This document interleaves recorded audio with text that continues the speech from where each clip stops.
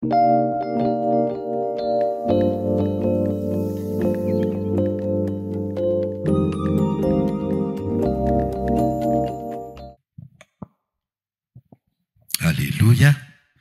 Valy mahitanao amin'ity andro anio ity a dia manona fedanany tompontsika. Faly ihany koa miaraba n'izay rehetra manaraka amin'ny alalan'ny tambazotra anio.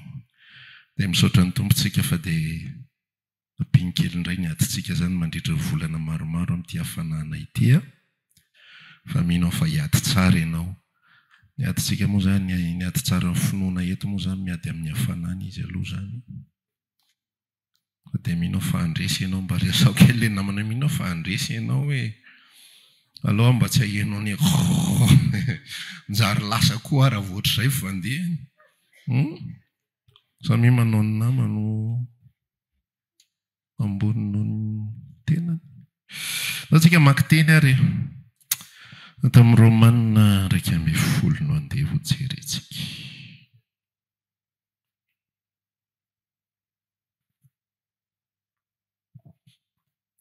Romanina 1:10 iresaka olivontsika androany.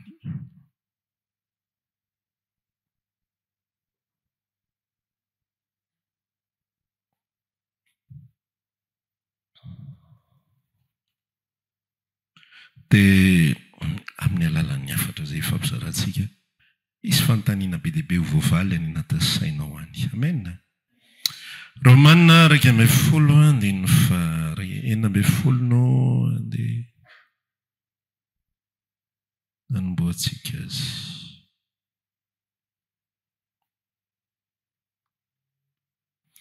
Romanina 1:10 toy izao mivaky ny teny amin'ny anaran'i Jesosy. Ary koa raha masina santatra dia masina ihany koa vongany, ary raha masina ny faka dia masina koa ny sampany. Fa raha notapahana ny sampany sasany, ary ianao izay tahaka ny hazo oliva maniry ho azy kosa no natsofoka teo aminy ka mba niombona ny fakany menaky ny hazo oliva, dia aza mirehare amin'ny sampany. Fa raha mirehare ianao dia tsy ianao no mitondra ny fakany, fa ny fakany no mitondra anao. Ary ianao dia anao notapahina ny sampany sasany hanatsofoana. Marina ihany izany. Ny tsy finoana napahana azy, ary finoana kosa no hitoeranao. Aza miavonavina fa matahora. Amen. Iny ary io teny io no fampizarantsika anio a. Azy somary anao etude biblika kely tsika. Misaotra tompoko fa tsika mifampizara androany. Resaka oliva ozy ako a, mifampizarantsika. Anatin'ny Baiboly ao a, dia ity oliva ity somary tsy dia fampiasa loatra izy ity miresaka ny Israel. Rehefa miresaka ny Israel dia na voaloboka na aviavy. Fa ny oliva dia tsy nampiasaina loatra tamin'ny resaka Israely. Fa ho antsika jentilesy izy ity no tena ampiasaina. Satria maninona? Ny oliva dia mamokatra diloilo. Mamoaka inona? Diloilo. Dia ny diloilo tsy natao an'i Israely, fa natao antsika ankonan'i Kristy. Natao antsika fiangonan'i Kristy. Amen. Any ity oliva ity zany tena malaza ny momba antsika. Mazava kely aminao aloha ny zavatra resahan'i Paoly atao anatin'izy ity Romanina 11 ity, fa somary misy confusion kely izy ity mantsiny. Ary izay indrindra tenenin'i Paoly tamin'ny Timoty hoe rehefa mitory aho izy Paoly, Timoty ny resany, dia dinio izay rehetra ambarako fa omen'ny Tompo fahazavan-tsaina amin'ny zavatra rehetra ianao. Amen. Ny tantara dia tahaka an'izao zany ilay zavatra aseho an'i Paoly eto, izay asiako fanazavana amina sensa hafa kokoa. Nisy oliva ozy izy teo, oliva d'origine, oliva tsara. Dia io oliva io dia napetraka Andriamanitra teo ilay izy. Eto misy fototra tsara anankiray. Dia izy miresaka hoe masina ozy izy ny vongany io, dia masina ihany koa ny fakany io. Dia rehefa ataonao rehefa masina tahak'izay izy izy mivongany dia masina mifakany dia masina manaraka an'izay ihany koa ny sampany zany hoe tsy le sampany no masina fa le fakany napahamasina alilay sampany oke tsika hatreo dia zao ny zavatra nataon'Andriamanitra noho ny amin'ny finoany Abrahama dia nalainy Abrahama dia natsatoka teo amin'ny tahon'ny oliva anankiray mbola ho enao noho ny amin'ny finoany Abrahama ary zay le nampatonga ny Abrahama ny lazaina fa izy no rainy ny finoana izy no rainy mino rehetrarehetra tsy mendrika Abrahama tovy amin'ny olombelona rehetra ihany izy tsy misy marina na dia iray ara tsy hitoetra ao anatin'ny olona fanahiko fa amin'ny faniavany dia nofo ihany izy tafiditra ao anatin'izay Abrahama manana faniavana izy manana manofo azy izy ary fantatritsika tsara mihitsy ny hoe na dia nijoro tsara ry izy tamin'ny teny fikasana izay nomen'Andriamanitra azy dia tsy afaka nijoro izy rehefa nytenenin'ny Sara hoe ohatrany tsy azoko antoka le zavatra tenenin'Andriamanitra aivy agara fa tena taraiky eto tsika mivady dia ramy dia tsika ny otrotro azy dia hitaiza azy dia ataontsika zanakitsika izy zany hoe nilasy Abrahama ny tena marina namotsitra izy tao anatin'le tantara fa noho ny amin'ny finoany noho ny amin'Andriamanitra ihany koa izay niantso azy dia nalain'Andriamanitra izy dia natsatoka teo amin'ilay hazo oliva voalohany indrindra première génération dia nomena azy ny teny fikasana ity le hazo oliva voalohany zany Andriamanitra io nanao fifanekena tamin'ny Abrahama Andriamanitra tena petaka teo Abrahama rehefa napetaka teo Abrahama dia nisitraka an'izay fifanekena izay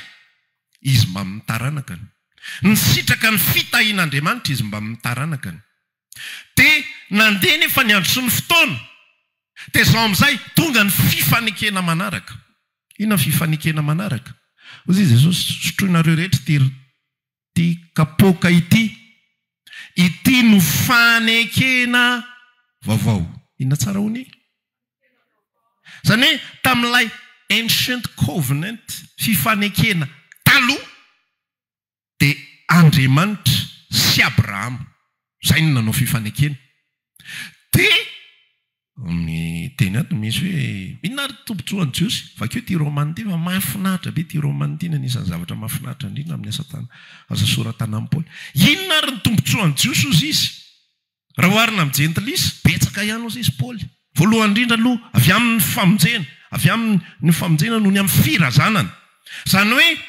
le Jiosy zany nahazo an'le fifanekena avy tamin'ny Abrahama noho ny amin'ny fiterahana ho amin'ny taranaka ao nanomezako ty tany ty dia nomena fotsiny zary dia nipetaka izy teo amin'le fifaneken'Andriamanitra dia tsy fa lay hazo oliva petaka teo izy aloha fa rehefa tsy mendrika izy ny tsy famendrena foana hatramin'izay fa zao rehefa tsy niny izy tonga amin'izay le iny zany aloha aranofo azonao alliance iny fifanekena ao amin'ny tena amin'ny nofo zavatra ny redigena ty fanarako zasianao ty fandehany aty ianao mahazo an'izao para dia za mahazo an'izao ny anjarako dia ohatran'izao fandaminantsika sasisy zay ao amin'ny aranofo zay fa tonga ny fifanekena ara-panahy kosa avy amin'ny alalan'i Jesosy Kristy tsy avy amin'ny alalan'ny lalàna ty resaka ty tsy zay mankatò lalàna dia mipetaka eo amin'ny hazo oliva fa zay mino dia zay taranaka Abrahama mino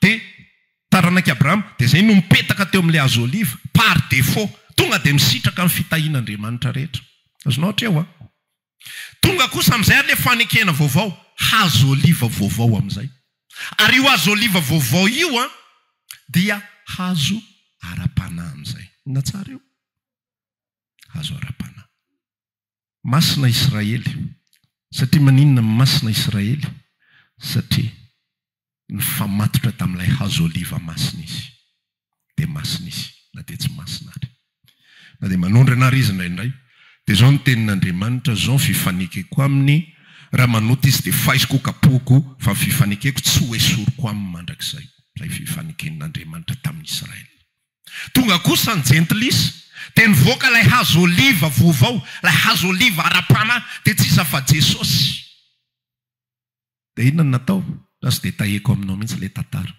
Zao no lazainy. Enao. Iza tsara?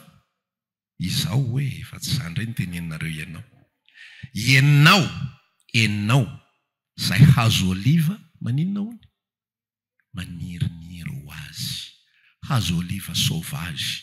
Izany hazo oliva sauvage izany tsisy ilana azy.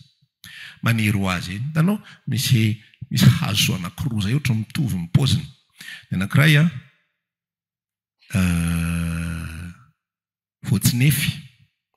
voatsinefy. Ina mitovy amin'ny voatsinefy? Voandelaka. Dia ianao voandelaka. Maniry ho azy eo fotsiny ianao, tsisy mirarahanao, ny totò ihany mahafantatra hoe m'existe ianao. Fa ny ankoatran'izay tsisy mirarahanao. Za tamin'ny mbola kely nanao Tarzan teny amin'ny voandelaka, za ihany mba niraraha indray mandeha. Fa ny voatsinefy kosa dia iny no hoan'ny olona, dia angon'ny olona, dia amidin'ny olona. Dia tamin'ny génération izay mitovy génération aminay mbola nihinana confiture voatsinefy. Fa tsy fihinana confiture voandelaka, tsisy ilana azy ireny, maniriniry ho azy eny. Dia ohatran'izay mihitsy ilay hazon'oliva dia maniriniry ho azy eny izy. Dia rehefa maniriniry ho azy eny izy dia midanika andro eny fotsiny. Maniry izy tsisy mahita, midanika andro izy tsisy miraraha, ary maty izy samy miala fotsiny eny. Tsisy niraraha, tsisy malahelo, tsisy mampiasa. Fa ny oliva kosa dia ambolena izy vao maniry, karakaraina izy vao mamoa, ary mandrapatonga ny any anatina zavatra anankiray mampatonga azy ho lasa menaka, tsy le voany iny zany fa le voany iny atao anatin'le bokal dia asianao an'le tsentsindroma kely iny zay ny ilany azy, fa le voany no fangalana menaka iny sokerina dia potehana iny dia mamoaka menaka iny rehefa avy eo, iny ilaina be. Ary lafo be mihitsy ny vidin'ny menaka oliva, tsy haiko tsony izy na 30,000 ariary na ohatriny. Lafo dia lafo vidin'ny menaka oliva. Dia inona ny zavatra nataon'ny Tompo tamintsika? Zasenao le maniriniry ho azy eny, toy amin'izao tontolo izao. Ozy ny tenin'Andriamanitra milaza hoe tsika ozy izy dia fanaka voavoatra ho simbana. Manina hony? Fanaka voavoatra ho simbana. Izany hoe maniry dia tapitra eny fotsiny fiainany, tsisy miraraha izy, tsisy manisy sira izy, fa eny fotsiny. Dia takizay ihany koa ilay oliva maniriniry ho azy eny, fa teo amin'ilay maniriniry ho azy no ny habe ny famindram-pon'Andriamanitra amin'izay. Dia inona nataon'Andriamanitra? Nalainy ilay izy, nalainy te, dia nalainy ihany koa te, dia nalainy ilay sampany, tapahana ilay sampany. Tsy ilay voanina oliva ny tapahana fa ilay sampany. Sampany ray izay. Sampany ray. Dia inona nataony? Ity ilay Jesosy oliva ara-panahy. Tsika tsy oliva ara-nofo. Zay ny anaovako correction kely amin'ity tantara ity, fa raha vao oliva ara-nofo tsika dia mendrany raha fitahian'i Israely tsy zay. Okey? Fa tsika oliva ara-panahy dia ilay sève, ilay tsiro avy any amin'i Jesosy no mipita ao amintsika. Azonao ilay izy? Izay ny fanekena vaovao. Dia nalaina amin'izay ianao. Nalaina ianao. Ilay hoe nalaina lavitra loatra. Nalaina ianao. Dia napetaka, natao bouture, napetaka teo amin'ilay hazo oliva izay tena izy. Ianao ilay oliva sauvage, ianao ilay oliva tsisy valeur, ianao ilay oliva tsy manana destination na inona fa tsy ny andalo fotsiny eto ambonin'ny tany, dia hiaran'ny masoandro, inona masoandro? Problema, ady, ataon'ny devolsosy, rony, endasiny, sisa rehetrarehetra. Tapitra ny fiainanao dia samy vitany fotsiny ianao dia misoratra eo anaty, misy sarinao fotsiny ao an-trano, saringeda be, atao atroa dia bebe tamin'izy mbola teto ambonin'ny tany. Ohatra daholo fiainan'olombelona, fa zasenao nalaina. Amen. Dia napetaka tsika teo amin'ilay hazo oliva tena izy. Dia rehefa napetaka tsika teo amin'ilay hazo oliva tena izy, dia lasa ilay hazo oliva tena izy amin'izay no mamatsy ny amantsika amin'izay manomboka eo. Misitraka isika, mihinana isika, misotro isika. Ary izao ny tenin'Andriamanitra nilaza izay vakintsika teo hoe ny antony nanesoanan'i Israely dia tsy finoany, ary antony hipetrahanao dia inona ozy izy? Ny finonao. Zay fotsiny no takiana taminao, ny finonao. Ary ny tena marina ary lay finonao mbola Andriamanitra ihany koa manome anao, mampiseho anao révélation de l'enfant de Dieu, fanehoana ny zanak'Andriamanitra, zay ianao vao mino, zay ianao vao afaka noresy lahatra. Ozy amin'ny resaka sy manambara hoe antony rediredi-pivavaha, antony rediredy anie zany. Zany resaka zany io tonga dia mino fotsiny amin'izao, zany ve dia ho azo inoana. Fa Andriamanitra no manome anao fahafahana, zay ianao vao mino. Dia napetaka amin'izay isika teo amin'ilay hazo oliva tena izy. Dia izao ilay ambara ilay tenin'Andriamanitra, aza mireare amin'izay ozy izy. Satria manina tsy ianao no nametaka anao teo voalohany indrindra, ary faharoa manarakaraka an'izay, ny sampany, ny tahony no mahamasina anao.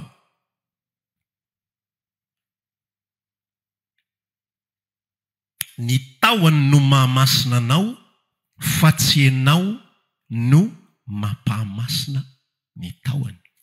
Zany hoe raha ongotana ianao, dia iza matiantoka? Ianao. So dia ny taho aloha no matiantoka. So dia ilay oliva no matiantoka. Tsy matiantoka ny oliva. Be dia be ny azo solo anao. Ianao mieritreritra fa hoe tsy azo soloina ohatra isy feno hoe raha zao tontolo izao. Fa ianao no napetraka teo, noho ny amin'ny finoanao.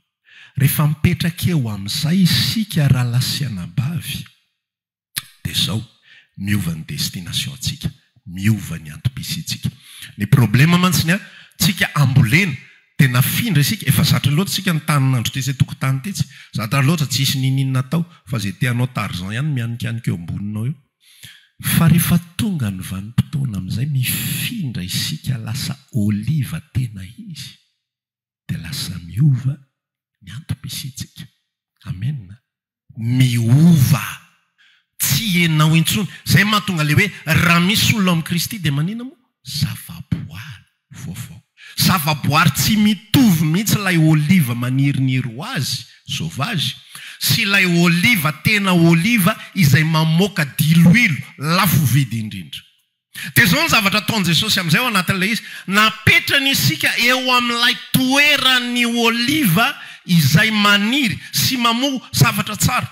Dia rehefa apetrany io isika dia karakarainy amin'izay, tondrahany isika, omeny zezika isika, esorina raha misy voratsy, raha misy zavatra ratsiratsy maniry eo amin'ilay sampany ka mety manakona na mety manimba ny famokaranao.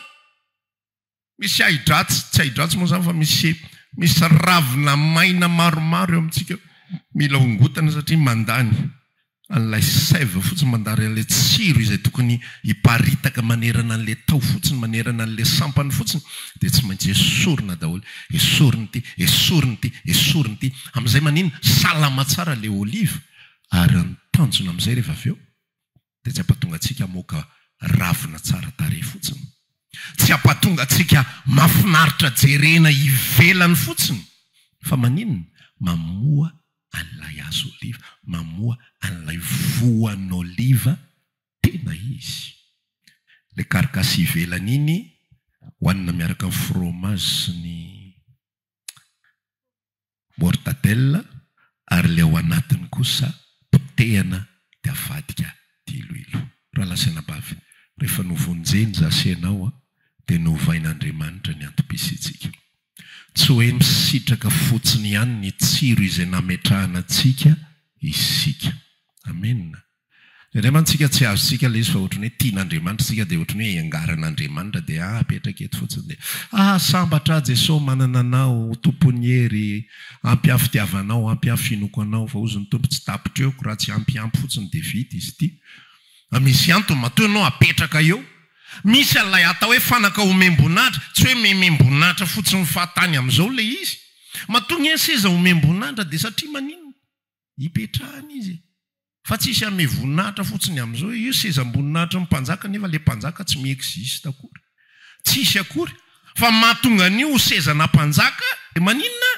Misy mpanjaka mipetraka eo amboniny. Fa tsisy hoe ty seza kozy ranavalina nefa tsy hipetrahany mihitsy ilay izy hatreny isiny. Fa matoa io sezany ranavalina ny anarany mipetraka teo izy fahiny. Dia tahaka an'izay ihany koa isika ilay fanaka omem-boninahitra. tsy omena voninahitra fotsiny amin'izao isika, tsy napetraka fotsiny isika natao botura fotsiny eo amin'ilay hazon'oliva tena izy, lay tsara indrindra, lay masina, lay madio, ary andova fiainana mandrakizay tsika rahatrizay. Amen. Fa misy antony aloha voalohany indrindra, misy antony. Tato atsika tena naverimberon'ny tompo matetika mihitsy hoe mila mamoaka amin'izay ny zanak'Andriamanitra. Fa ny mpitoana amin'izay tsy atoriana fotsiny, ary peterana nafatra n'izany mihitsy hoe mba tsy handanianareo ny andronareo sisa ozy izy amin'ny fanaony jentilisa. Inona ny fanaony jentilisa? Le tantara teo mitanin'andro fotsiny. Zany ny fanaony jentilisa nge, fa tsy hoe fanaony jentilisa mijangajanga mangalatra mamono olona, fanaony olona sauvage efa ny tsy tokony asiana resaka tsony zany. Fa ny tena fanaony jentilisa dia mitanin'andro fotsiny. Miandro fotsiny, vahiny sy mpivahiny tsy mahalala an'izany, fa mitanin'andro dia miandro zay fotoana ialana fotsiny eto amin'izao tontolo izao. Be dia be ny olona miresaka an'izany mihitsy, nohatra izao fomba fiteny, inona ny antony miandro fahafatesana. Zay ny atao hoe fanaony jentilisa, miandro fahafatesana. Miandro manalatsaka avy any an-danitra, miandro izay mba tokony ho anay iza ny karakarana eo. Fa zasy ianao tsy mba tahaka izany. Raha napetraka teo amin'ny hazo oliva tena izy isika, dia tian'Andriamanitra isika hamokatra ihany koa. Tian'Andriamanitra isika hamoaka le fruit-ana oliva, ary tian'Andriamanitra isika hamoaka diloilo ny oliva ihany koa. Dia iny diloilo iny ny raisin'ny olona, dia iny le mamelombelona ny olona. Vao maly izay mivady mifampiresaka hoe misy le tenin'i David amin'ny Salamy 23 iny, le hoe mamoaka diloilo ny lohako, manositra diloilo ny lohako ianao. Dia za resaka taminy taloha tsy azoko loatra iny zavatra iny, fa veriko hoe texte à part, zany hoe ohatrany hoe tanisa zavatra hoe izy dia mivadika zavatra hafa izy rehefa avy hoe miresaka mikasika ny tenan'ny David andray hoe Andriamanitra manositra ny lohako. Fa izy iny kay tena arabaky teny mihitsy, tena tantaran'ondro io zavatra io manomboka amin'ny voalohany, andininy voalohany ka hatramin'ny fahaenina, anakenina ihany andininy Salamy 23, dia ireo rehetrarehetra ireo dia miresaka ondry avokoa. Dia izao ny ambaran'ilay salamo hoe manositra diloilo ny lohako ianao, kapokako feno dia feno entiko fahasoarana sy famindrapony anaraka amin'ny andro rehetra ianao. Dia ndika an'ilay hoe manositra diloilo ny lohako ianao, misy fotoana io lohan'ondro io maratra. Zany tantarandry zareo reny zany. Miadiady any izy ohatra na misy zavatra mitranga aminy any dia maratra io lohany io. Misy fery io zany. Dia inona ny ataon'ny mpiandry? Maka diloilo ny oliva ry zareo, dia apetrany eo amin'ilay izy. Dia sitrana maina aingana ferin'ilay ondry, dia lasa salama aingana izy. Sasy ianao dia ny asan'ilay diloilo ihany koa ferena ity izao tontolo izao ity. Asanao? Dia ferena koa ny ondrin'ny Kristy sasany. Dia zasy ianao ilay diloilo izay natao ampatonga azy atsapana maivamaivana ny farariana any aminy, ny fanaintainany any aminy, ny ratra any aminy. Misy rahala mekanisien zay dia nisy fotoana zay fampiresaka izy manamboatra tômôbilina eo. Za ozy izy rehefa nataoko fandiniana dia ny olombelona rehetra kay mila fitiavana daholo. Zay daholo ny antony zavatra rehetrarehetra ataon'ny olombelona mila fitiavana daholo. Reny mitady 19 reny mila fitiavana, tsy ampy fitiavana reny olona reny. Dia ohatra nandinika ohatra marina tokoa ty lazain'ity rahalahy ity. Dia tahak'izay mihitsy isika le diloilo zay ahosotra. Maratra ny olona dia ianao ny diloilo ahosotra. Ozy ny tenin'Andriamanitra milaza hoe tsy Andriamanitra nanositra antsika hitory teny soa mafaly. Hitory teny soa mafaly. Zany hoe eo am-bavanao io dia voahosotra teny soa mafaly. Azonao le izy. Foi une fois ianao mipetraka eo amin'ilay hazon'oliva, tsy mila entina mbavaka zany, tsy mila atao fametran-tana zany Jesosy mba ataovy zany teny soa mafaly zany teny molotry minaran'i Jesosy, minaran'i Jesosy. Tsy mila an'izany ianao. Zany ny tenenin'Andriamanitra, zao ny tenenin' Jesosy tamin'ny Petera rehefa melohany andeha izy, rehefa hiala ozy izy dia hitondranareo eo anatreny sinediona ny olona. Fa zao ny lazaiko anareo, aza matahotra izay ho teneninareo amin'izany vanim-potoana izany. Fa maninona ozy izy? Ny rainareo no manome izay tokony ho anareo. Ary tsy ianareo ny hiteny ozy izy, fa fanany rainareo izay ao anatinareo no hiteny. Ny teny soa mafaly dia tsy ianaranao manokana. Ny teny somafaly dia tsy tedavina dia ho angoniko daholo le verset teny somafaly atao anaty baiboly. Raha vao tonga ny gera tonga dia alefako mipasokony a. Za fa voniny tsy izy zany le izy. Mety zavatra tsy atao anaty baiboly mihitsy tsy hoe hors bible resako fa mety tsy verset biblika no mivoaka ny vavanao. Fa tsy positivisme ihany koa. Tsika tsy mianatra amin'izao tontolo izao aloha zaho izay resaka izay. Fangaro io raha vao ataonao fangaro io dia tsy mety. Vao mainka io avy amin'ny Satana. Tsika tsy mianatra amin'izao tontolo izao, misy zavatra tsara eo amin'izao tontolo izao. Fa tsy mifanitsy amin'ny fomba fijerin''ilay Jesosy Kristy velona atao anatintsika. Jesosy Kristy velona atao anatintsika mitady ny olona rehetra ho voavonjy. Izao tontolo izao sy ny teny mahafinaritra mitady ny olona rehetra mba ho alaizy fotsiny mandritra ny vanim-potoana kely. Manafinaritra kosa nahita ny ranona teo. Ohatra mba mahafinaritra kosa ilay tena tsy maintsy tafavoaka ianao. Zavatra mandalo fotsiny io firy nefa nandalo an'io tsy maintsy tafavoaka ianao. Anange olona mahery vao teraka ianao dia olona mahery. Nisy korsa tao anatin'ny kibon'ny mamanao tao, ianao no navita amin'ny voalohany. Taraiky daholo ry zalahafa rehetrarehetra resinao jiaby, positivisme zany. Fa ny isika ny teny somafaly mety teny tena mahery mihitsy ary. Mety teny tena manongo mihitsy ary fa ino ty ataonao ty. Fa gaga le olona tena tsy haiko ohatrany taitra ny teneninao teo a. Fa avy eo ohatrany tonga saina ihany dia henoko hoe tena nanasitrana zavatra tany anatiko le taitra teo a. Azonao le fiasan'le izy. Zasenao olive, sampany olive, napetaka teo amin'ilay tena oliva dia tsy iza fa Jesosy Kristy. Inona ny asantsika? Amokatra amin'izay. Hitondra ny fahatsaran'ilay nyantso atsika amin'izay. Aso ny hafa amin'izay. Ametraka diloilo eo ambony lohan'ny hafa izay maratra. Na eny amin'ny tongotry ny hafa izay maratra. Na eny amin'ny soroky ny hafa izay maratra. Amen. Ao anatintsika izany. Fa rehefa tsy ampiasainao izany. Zao ny andramo. Tsy voatery manana olive ianao. Fa izay ambolenao fotsiny. Voatabia, tongolo, paiso, manga. Dia izao atao. Velao anireo fotsiny. Velao anireo fotsiny.